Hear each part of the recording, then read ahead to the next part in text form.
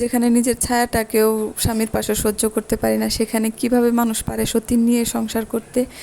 হায় রে, মানুষের অভিনয় কি বলবো, অভিনয়ও বলা যায় না, আবার এটা যে বাস্তবে পুরোপুরি সত্য সেটাও বলা যায় না। কেন এতদিন তারা অভিনয় করছে, এক একজনের মনের ভিতরে যা ছিল তা এই সুযোগে সবই বের হচ্ছে। কে কিভাবে পালিয়ে গেল, কে কত টাকা ঋণ রেখে গেল, মানে অদ্ভুত মানুষের জীবনযাপন।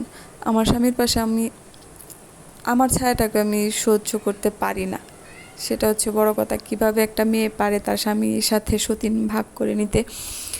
যাই হোক, হ্যালো এভরিওয়ান, আসসালামু আলাইকুম। কেমন আছেন সবাই? আশা করি সবাই অনেক অনেক বেশি ভালো আছেন। আলহামদুলিল্লাহ, আমিও ভালো আছি। তো আরও একটি নতুন ভিডিও নিয়ে হাজির হলাম আপনাদের মাঝে। আশা করি সম্পূর্ণ ভিডিওটি দেখবেন।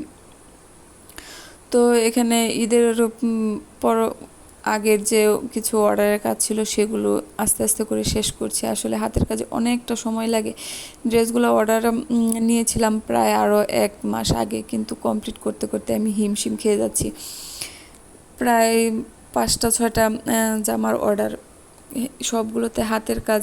আমি আসলে অনেক বেশি প্রেশারের মধ্যে দিয়ে যাচ্ছি, যে কারণে ভিডিও দিতে পারছি না ঠিক মতো, ভিডিও করার সময়ই পাচ্ছি না। যাই হোক, তো কাপড়টা ছিল পেস্ট কালারের উপর। তো এখানে আমি আগে পাতার কাজটা করে নিচ্ছি। এখানে আমি 2 ধরনের পাতা দিয়েছি আর ভিতরে সূর্যমুখীর মতো একটা ডিজাইন রেখেছি।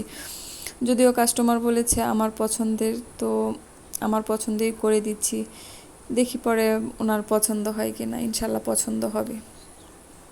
হাতের কাজে অনেকটা সময় ধৈর্য নিয়ে করতে হয়, অনেক ধীরে, অনেক আস্তে, অনেক কিছু ভেবে চিন্তে করতে হয়। সুতার ম্যাচিং, সুতার কালার ম্যাচিং, কাপড়ের সাথে কোন সুতাটা যায়, সব কিছুর ম্যাচিং। আসলে অনেকটা সময় ব্যয় হয়ে যায়, যার কারণে ডেলিভারি করতেও লেট হয়ে যায়। তো কাস্টমারকে আমি আগে বলে রেখেছিলাম যে হয়তো জামাগুলো দিতে আমার ঈদের প্রায় কাছাকাছি পড়ে যাবে।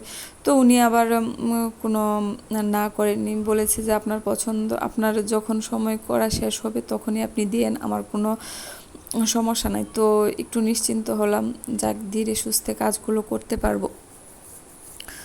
তো এই তো তো কথা হচ্ছে তিশা আখি, ওরা কিভাবে থাকলো এতদিন, মানে তাদের ভিতরে এত কষ্ট, এত হিংসা, এত ঝামেলা নিয়েও তারা দিব্যি মানুষের সামনে অভিনয় করে গেছে।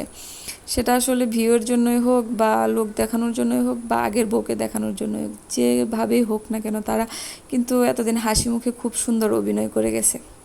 যাই হোক, আল্লাহ তাদেরকে হেদায়েত দিক, বুঝ দান করুক, যে যার মতো ভালো থাকুক, সেটাই কামনা করি।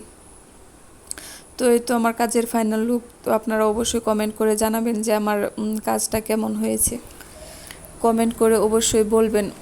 আর এই পর্যন্ত যারা ভিডিওর শেষ পর্যন্ত এসেছেন তারা অবশ্যই কিন্তু আমার চ্যানেলটা সাবস্ক্রাইব করে আমার চ্যানেলটির পাশেই থাকবেন। আপনার একটা লাইক আমাকে অনেক দূর এগিয়ে নিয়ে যেতে সাহায্য করবে। তো আশা রাখছি আপনারা সবাই আমার পাশে থাকবেন।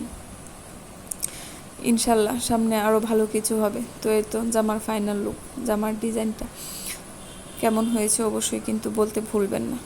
ভালো থাকবেন সবাই, সবাই আমার জন্য দোয়া করবেন। আসসালামু আলাইকুম, আল্লাহ হাফেজ।